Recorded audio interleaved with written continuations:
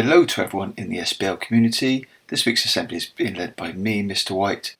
We're going to be looking at news from SBL, but also from around the world. We think it's really important that people have a point of view on what's going on and understand what's going on. And hopefully this assembly will help to provoke you to talk with your friends and to develop your own views if you don't have them already. Year 11 students will be very aware of this, but we want other students in other year groups to understand also. At this time of year, Year 11 students and also students in our sixth form are beginning final preparations for exams that will take place in mid-November. This is part of the practice arrangements that we put into place as a school in order to ensure that these young people are ready for the big exams that will take place in the spring.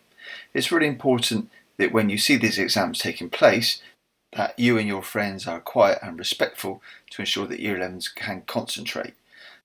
Students in other year groups will also want to think to themselves, what do you do in order to remember your learning? You can't leave it all to Year 11. You simply won't be able to remember all the things that you need to. So you need to evolve some practice, whatever year group you are in order so that you can remember things. We are also at the time of year when we have to use inside spaces when it's wet at break and lunch. The vast majority of students have been absolutely fantastic in the way they've conducted themselves, but perhaps you might want to think to yourself, what could you bring in from home that could be useful in order to keep yourself occupied and keep yourself amused? I'm very pleased that it's only a small number of students that have actually had to be punished through detentions or going to IR because of silly behaviour. It's a really good reflection on everyone else, so thank you. Of course, the reason the weather is changing is because autumn is coming. This picture was taken not too far from our school, and it does show the beautiful colours that we can expect to see. As a result of having such a lovely warm September, this encourages the leaves to show their vibrant colours. Moving our focus from home to across the Atlantic to the USA, many of you will be aware that the USA is gearing up for the presidential election, which happens every 4 years, and two candidates that doubtless are familiar to you in some senses. On your left there, Donald Trump, and on the right, Joe Biden. Mr. Trump is the Republican candidate and Mr. Biden the Democrat candidate. The Republicans are probably closer to the Conservative Party in the UK in terms of what they believe in, and the Democrats are a bit closer to the Labour Party, if that helps people to understand a little bit what these two candidates might stand for. Mr. Trump is coming to the end of his 4-year term, and the election takes place on the 3rd of November, which is now just over 20 days away. The USA is a really important country culturally, but also because its economy is so big. The amount that it can buy and sell from other countries has a big effect on the global economy, and so for that reason alone, what happens in the USA is of real interest to lots of other countries. The USA also has a very big military, and as a result of all these factors, what the president says and does can have a big effect on what happens globally. So the outcome of the election is of real interest for all of us. The way the votes are counted have some similarities with how we do things in the UK, but also some big differences.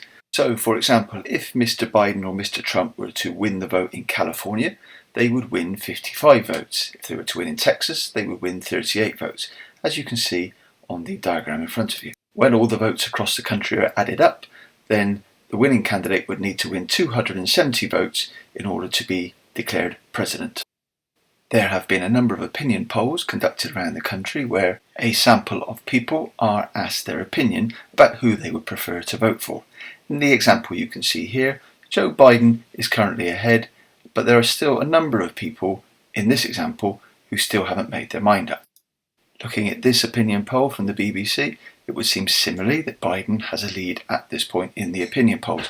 However, prior to the last election, Mr. Trump was also behind in those opinion polls, and he did go on to defeat Hillary Clinton in the last election in 2016. Back now to home, it's been lovely to see these people recognised in the Queen's Birthday Honours for their efforts in local communities around the UK. We'd also want to recognise people in our school community at this time who've done a huge amount during the COVID crisis to ensure that people have stayed safe and well and fed and not got too lonely. Thanks very much to all those people. It's important for everyone to have a good grasp of the facts as they are presented for us. The graph on the right hand side shows the trend in various European countries of cases of COVID, and as you can probably see on the right hand side, those graph lines are rising, showing a concerning trend. You can see on the graph on the left hand side, the darker colours show the countries where cases are growing or are very high. It's interesting to think what might be being done in Germany or Italy, Sweden or Norway, where cases seem to be lower. What's it they're doing better, perhaps, than countries where there are some darker colours, Spain, southern France and northern UK, for example. So it's really important that we continue to do our part by keeping our distance where we can, keeping our hands clean, is showing general good hygiene, and taking care with where we socialise and how we socialise, particularly when we're outside of school.